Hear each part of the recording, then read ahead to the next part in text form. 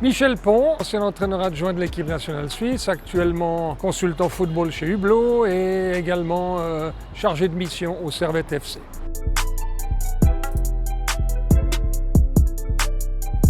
Pour un enfant de 5 ans, c'est très facile. Mon métier, c'est de transmettre. Donc, du moment que l'entraîneur est en principe toujours plus âgé que les joueurs, par la force des choses, il transmet à la jeunesse.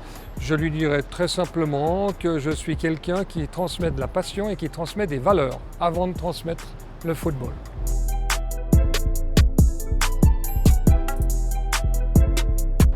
Beauté, valeur, indépendance.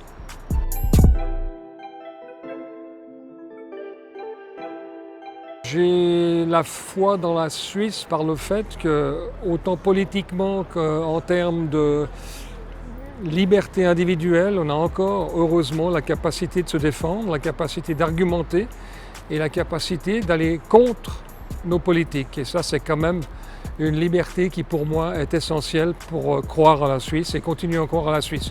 Je ne parle pas de la beauté, je ne parle pas de tout ce qui font les clichés de la Suisse, parce que ça, on le connaît, on le sait, mais pour moi, c'est vraiment la liberté fondamentale de pouvoir encore donner son avis et surtout de contrer quelque chose qui ne nous plairait pas.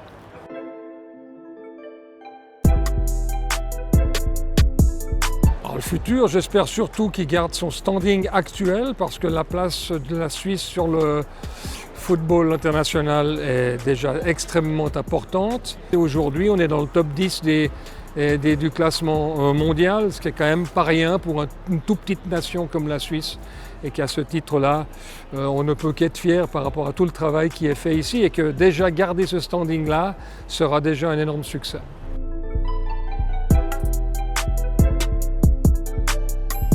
Je naturaliserai aujourd'hui, allez, on va dire Marcus Rashford, qui est pour moi un centre-avant complet, qui représente très bien peut-être un certain manque dans la Suisse, dans l'équipe de Suisse, centre-avant, qui va dans la profondeur, qui demande le ballon et qui représente aussi quelque chose en dehors du football.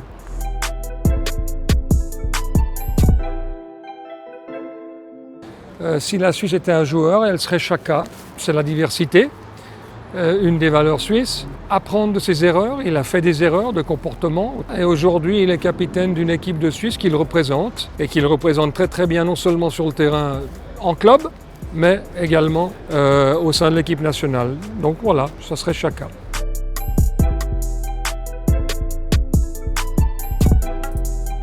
Mon rêve le plus fou, ça serait de revenir en arrière de 6 ans et de reprendre l'équipe nationale.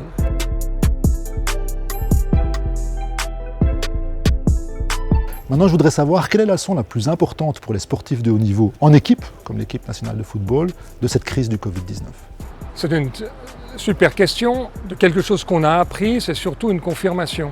La confirmation du rôle social a été énorme par rapport à un contact, certes indirect, mais tellement important que la cohésion de l'équipe.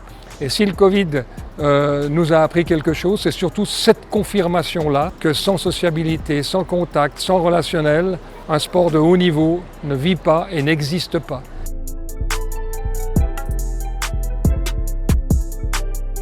Quelle valeur vous donneriez à l'équipe nationale aujourd'hui? Autant l'équipe nationale suisse masculine que l'équipe nationale suisse féminine.